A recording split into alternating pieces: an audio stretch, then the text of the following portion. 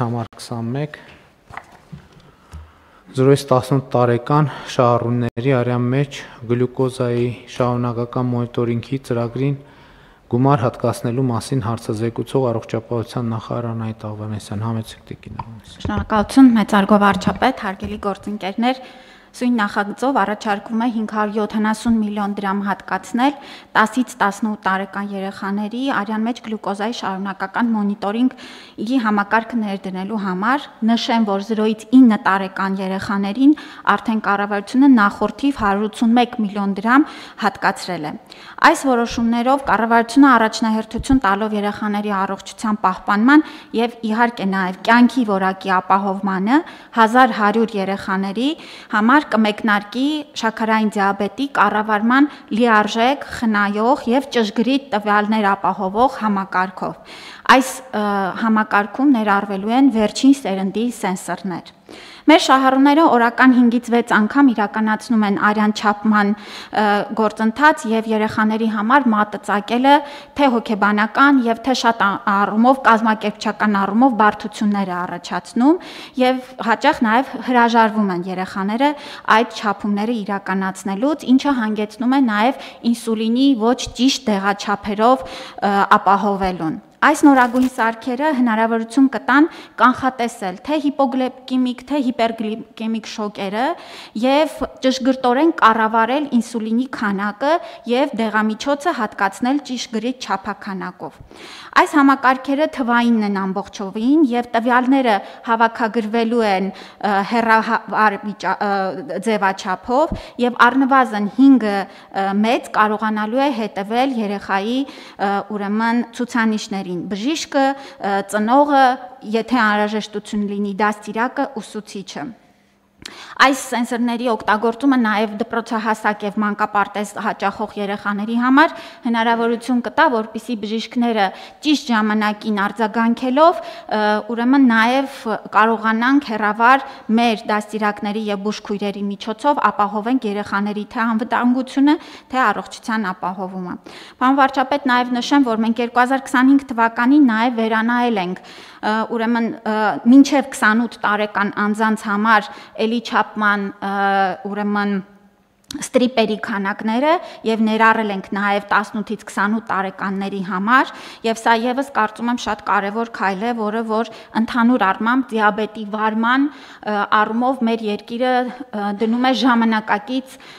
ուրեմն քարտեզի վրա։ Ուզում եմ նշել նաեւ, որ այս բոլոր միջոցառումները ուղղվում են նաեւ, որպեսզի մեր երեխաները չհամարվեն հաշմանդամ։ Դիաբետը նորագույն այս դեղամիջոցներով եւ սարքավորումներով կառավարելու պարագայում դառնում է կենսաձև եւ սա է նաեւ մեր քաղաքականությունը ապահովել երեխաների լիարժեք կյանքը, ֆունկցիոնալությունը եւ հրաժարվել նախկինում հաշմանդամացման տրամաբանությունից եւ ուզում եմ ասել, որ այս երեխաների ծնողները նաեւ շատ կազմակերպված պացիենտների պաշտպանության ուրեմն ասոցիացիա ունեն, ինչը շատ կարեւոր է ու գովելի է ու շատ սպասում են եւ շնորհակալությունն են հայտնում կառավարությանը այս որոշման համար։ Շնորհակալ եմ։ Այո, տիկին Աղվանեսյան, վերջին ամիսներին ես էլ եմ շատ հաճախ շփվում դիաբետ ունեցող երեխաների ծնողների հետ, մարզային այցերի ընթացքում մի քանի անգամ եղել, որ նրանք մոտեցել են գործնական ամենօրյա ռեժիմով էլեկտրոնային փոստով նամակներ եմ ստանում։ Մենք այս ընթացքում իրենք երկու հիմնական հարց էին բարձրացնում, հարցերից մեկը սա էր եւ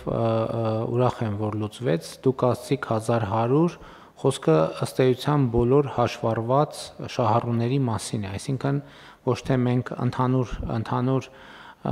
դիաբետ ունեցող երեխաներից 1100-ի համար ենք սա անում, այլ անում ենք բոլորի համար, պարզապես թիվը, որ այս պահին, այսինքն պետք է լրացվի ամբողջանալու համար 1100 է եւ երկրորդը, ինչպես այս դեպքում, մյուս դեպքերում էլ էլի հաշմանդամության հետ կապված խնդիրներն է բարձրաձայնվում։ Օրինակ նախորդ օրը, երբ որ մենք դպրոցների բացման համար մարզեր էին գնում, մի կին մոտեցավ եւ ինձ ասաց, որ իր երեխան քաղցկեղ է ունեցել եւ ըստ էության հաղթահարել է, ես հատուկ հետաքրքրվեցի արդյոք պետպատվերով եւ ինքը ասաց է, եւ իր բողոքն այն էր, ասում էր, բայց հաշմանդամության կարգ չեն տալիս։ Ես ասում եմ, հարգելից նախ շնորհավորում եմ, որ բուժվել է, սկսենք դրանից, եւ երկրորդն էլ մենք հիմա ընդհանրապես երևի այս մեր բառապաշարն էլ պետքա փոխենք, որովհետեւ ամբողջ համակարգն է փոխված։ Մենք հիմա խոսում ենք անձի ֆունկցիոնալության գնահատման մասին։ Այսինքն մենք այդ համակարգը նրա մասին չէ, թե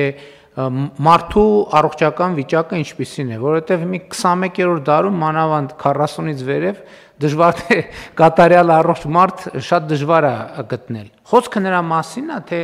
մարդը ինչ ֆունկցիաներ են, որ չի կարող կատարել։ Եթե մարդը ենթադրենք մի տարի առաջ, 2 տարի առաջ, 3 տարի առաջ քաղցկեղից բուժվել է, այդ բուժման ընթացքում ընդ որում պրոցեդուրաները ուրիշ են։ Եվ բուժվել է ֆունկցիոնալությունը, ինչ է նշանակում ֆունկցիոնալությունը, որ մարդու կենսագործունեություն, մարդը կարող է լիարժեք կենսագործունեության համար անհրաժեշտ գործողությունները կատարել։ Եվ սա է այն փոփոխությունը կամ արդեն ինչ սահմանափակումով կատարել։ Կա հենց այդ է գնահատվում, ոչ թե գնահատվում է մարդը ինչ առողջական վիճակը ոնց է, այլ գնահատվում է թե իհարկե ներառյալ այդ առողջական խնդրով արձանագրած իր անձի մարմնի ֆունկցիոնալությունը ինչքան է։ Եվ հետեւաբար հիմա այս հարցը, այսինքն այս երկրորդ հարցը մենք էլի տարբեր առիթներով, տարբեր շահառուների խմբերով, ընդ որում սա էլ հարգելի գործընկերներ, այն բարեփոխումներից մեկն է, որ իրականացնելու համար անհրաժեշտ էր, այո, պետք է ասել խիզախություն, որ գնալ եւ այդ բարեփոխումը անել, ասել հարգելի ժողովուրդ, մենք հիմա անձի ֆունկցիոնալության գնահատման համակարգով ենք գնալու, որը աշխարհի առաջատար փորձն է։ Մենք ոչ թե նոր բան ենք օրինել, այլ պարզապես մեր պրակտիկաները համապատասխանեցրել են աշխարհի լավագույն առաջադեմ փորձին, որը նաեւ, գիտեք ինչ, այդ մեր իրականության մեջ դա սոցիալ հոգեբանական նշանակություն էլ ունի, որտեղ մենք մարդուն այնուամենայնիվ հոգեբանորեն կարգաբերում ենք իր հետագա կյանքին տրամադրելու համար։ Մեր ուղերձը մարդուն է նա, որ մենք աջակցենք ձեզ ամեն ինչով եւ որպեսզի ձեր ֆունկցիոնալությունը լինի այնպեսին, որ դուք ինքներդ ձեր աշխատանքով, ձեր կրթությամբ ձեր կարիքները կարողանաք հոգալ։ Հիմա մյուս հարցը, որ մեր հարգելի ծնողները բարձրացնում էին, հենց սրա հետ էր կապված, որ երեխեքը օրը քանի անգամ մատը պետք է ծակեն եւ այլն եւ այլն։ Հիմա ես ճիշտ եմ հասկանում, չէ՞, որ մենք այս որոշման պետական բյուջեից այս սարքերը գնում ենք, տրամադրում ենք եւ իրենք թևին է կապվում այդ սարքը։ Այսինքն թևին կապվում է եւ գործնական փակցվում է գործնականում 24 ժամ, ես հասկացա, որ դա նաեւ էլեկտրոնային գործ, այսինքն օրինակ սմարթֆոնին կապվում է եւ ծնողները օրվա ցանկացած ժամի եւ ենթադրում եմ, որ կլինեն նաեւ հավելվածներ, որոնք դինամիկա ցույց կտան, ինչա տեղի ունենում։ Եվ դրանով ըստ էության մենք այս խնդիրը կփակենք, մենք հիմա մինչև 18 տարեկանը ինչ որ սոցիալական նաև աջակցություն ենք տրամադրում, թե չենք այլ ծրագիր կա, թե սրանով սահմանափակում ենք։ Այսինքն մենք այս, չէ, բայց բանը ինսուլինը տրամադրվում է, չէ՞։ Հա, ինսուլինը ցմահ է տրամադրվում։ Ինսուլինը ինչքան է տրամադրվում։ Պարոն վարչապետ, մեր երկրում բոլորը ինսուլին ստանում են, բայց մինչև 28 տարեկանները ստանում են շպրիցներով, անալոգներով, այսինքն նորագույն ինսուլինները շատ հեշտ կիրառության եւ ոչ միայն ինսուլինները, այլ նաեւ այլ դեղորայք, որը դիաբետի կառավարման համար մտած է այս ծրագրի մեջ։ Հիմա այսինքն ես նկատի ունեմ այնպես չի, որ մենք մարդկանց իրանց խնդրի հետ մենակ ենք թողում։ Ոչ, մենք ասում ենք, մենք խնդրի հետ առնչվում ենք հասցեական։ Իսկ սարքերի հետ կապված, ասեք, մինչև 27 տարեկանների հետ կապված փոփոխություն ենք անում, դա ինչ փոփոխություն է։ Առաջ մինչև 25 թվականը մենք այդ ստրիպերը, որոնք որ մատը ծակելով տրամադրում ենք մինչև 18 տարեկաններին, մենք տարիքային շեմը բարձրացեցինք եւ մինչև 28 տարեկաններին տարեկան 300 հատ տրամադրում ենք ստրիպերից։ Այսինքն 18-ից 28-ը կշարունակենք այդ հին մեթոդով ստրիպերը տրամադրել, սա եւս կարեւոր է, որ երիտասարդները ունենան հնարավորություն շատ հաճախակի չափեն իրենց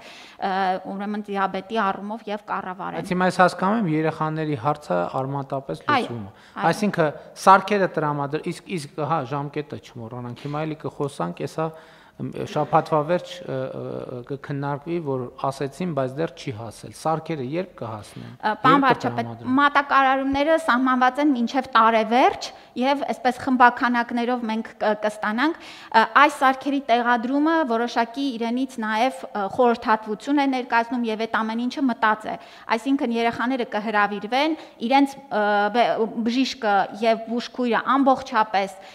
կիրականացնի փակցնումը սարքի եւ նաեւ կրթական հատվածը եւ այսպես խումբ մենք մինչեւ տարվա վերջ ուրեմն պիտի ապահովենք։ Իսկ դա ինչքան է կիրառվում մի անձի թևին փակցրեցին, դա ինչ ժամկետ ունի։ 1 տարի է այդ մենք ծրագիրը կազմել ենք 1 տարվա տրամաբանությամբ եւ հաջորդիվ անընդհատ լրացնելու ենք հաջորդի տարիներին։ Այսինքն որ հիմա մի տարի տալիս ենք, ասում ենք մի տարուց հետո էլ գործ չունենք։ Չէ, պարոն վարչապետ, եւ ինչպես նշեցիք, այսինքն բյուջետային ծրագիր է սա ըստեյության։ Այո։ Եվ 2000 հաջորդիվ տարիների մեջ արդեն այս հաշվարկները ներառված են մեր բյուջետային ծախսերի մեջ եւ հաջորդիվ էլ երեխաներ նոր հայտնաբերման պարագայում նրանք ավտոմատ կմտնեն այս ծրագրի մեջ։ Շատ լավ, համեցեք։ Շնորհակալություն, պարոն վարչապետ։ Տիկին Աղանեսյանից ճիշտ գիտեմ, որ այս սարքերը նաև իրենց միջ ինսուլին ունեն, որոնք ներարկում են այդ սարքերն, հա։ Դուք ճիշտ եք, որ կան այդպիսի սարքեր, որոնք ավտոմատ ներարկում են ինսուլինը, չէ, դրանք այս սարքերը չեն, դա էլ հուսանք հաջորդիվ զարգացումների պարագայում, այո, կկարողանանք։ Համեցեք, պարոն Թովերյան։ Շնորհակալություն, պարոն վարչապետ, ես ուզում եմ հավելել, որ սա իրոք շատ երկար սպասված որոշում է եւ մեր երեխաների, փաստացի հարյուրավոր երեխաների կյանքը էականորեն փոխելու է։ Իհարկե կային ծնողներ, որ մինչև այդ էլ էին օգտագործում այդ նորագույն եւ ըստ էության աշխարհում ավելի նոր մեթոդ չկա։ Այս էլ պետքա ֆիքսենք, որ իրոք ամենավերջի սերնդի մեթոդն է օգտագործվելու, բայց դրանք շատ քիչ են, որտեղ սարքերը բավական թանկ են եւ այդ սպառվող մասերն էլ են բավական թանկ։ Իհարկե մինչև այդ էլ ինչպես Տիկին Ավանեսյանը նշեց, մեր երեխաները ստացել են թե ստրիպ երիզները իրենց գլյուկոմետրերի համար, որ էլի պետության կողմից են տրամադրվել, թե շատ կարևոր էր 18-ից 28-ի ընդլայնումը, որտեղ դա նաև ընդառաջ էր մեր ծնողների խնդրանքներին, քանի որ հենց 18-ում անձի ֆունկցիոնալության գնահատում անցնելիս արդեն որպես չափահաս նրանցից շատերը գնահատվում էին այնպիսի աստիճանի սահմանափակումով, որը նախկին ավանդական հաշմանդամություն կոչվող համակարգում հաշմանդամություն չէր համարվում եւ նրանք առաջ էին բարձրացնում իրենց առողջական խնդիրները լուծելու հարցը, ինչը հաշմանդամություն ունեցողների դեպքում պետպատվերով էր։ Այս շատ կարևոր էր, ու մենք անդադար հանդիպում ենք մեր ծնողների հետ, այս հարցերը լսում ենք եւ մենք էլ իրար հետ խոսել ենք, պարոն վարչապետ, թե հիշում եք, որ ես ասացի, որ եթե բյուջետային միջոցներ լինելու այս հարցը լուծվի, դա շատ մեծ առավելություն կլինի այդ ծնողների համար։ Ուզում եմ նաեւ հատուկ շեշտել, որ այդ ձեր ասած ֆունկցիոնալության գնահատումը իրոք արվում է միջազգային դասակարգիչներով, այսինքն այստեղ որևէ նորամուծություն չկա եւ այդ ապրելակերպի տեսակի վերածելը հաշմանդամությունը մեր քաղաքականությունն է, որը ես կարող եմ ասել, որ հաջողությամբ տեղի է ունենում։ Դա նաև ինչի է բերում։ Մենք տալիս ենք աջակցող միջոցներ դրա հիման վրա, ավելի լայն կազմով աջակցող միջոցներ, այդ թվում են քաղաքացիներին, որոնց էլի սահմանափակումը չի անցնում հաշմանդամության շեմը, եթե նրանք անցնում են անձի ֆունկցիոնալության գնահատում եւ ունենում են թեթև սահմանափակումներ։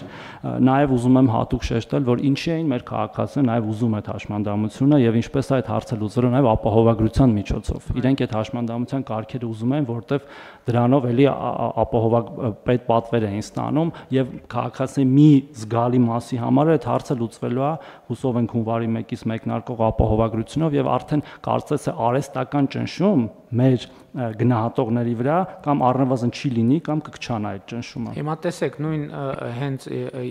երեխաների եւ 28 տարի, այսինքն ըստ էության առողջության ապահովագրությունը համընդհանուր պետքա այդ բոլոր խնդիրները լուծի։ Դրան գումարած այդ աջակցությունը սարքի երեխաների դեպքում երեխաների ապահովագրությունը այսպես թե այնպես լուծվելու էր, գումարած սարքերը, գումարած դեղամիջոցները, այսինքն այո,